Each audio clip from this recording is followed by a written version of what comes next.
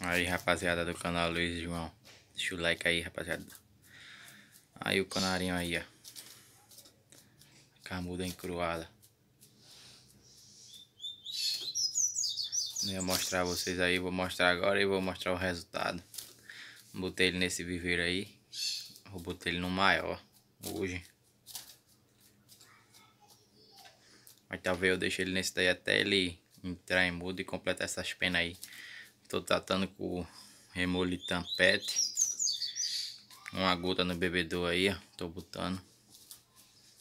Aí, rapaziada. Ali a fruta dele. Vou tirar a fruta já. Aí, deixa o like aí, se inscreve no canal.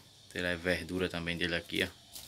É porque eu tô passando um azeite de oliva, rapaziada, nas frutas e verduras dele aí. Pra ajudar aí, né, na digestão dele aí.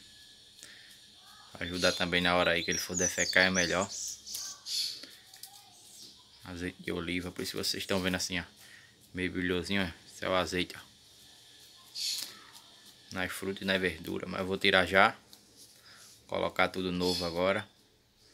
Deixa o like aí, se inscreve no canal e valeu!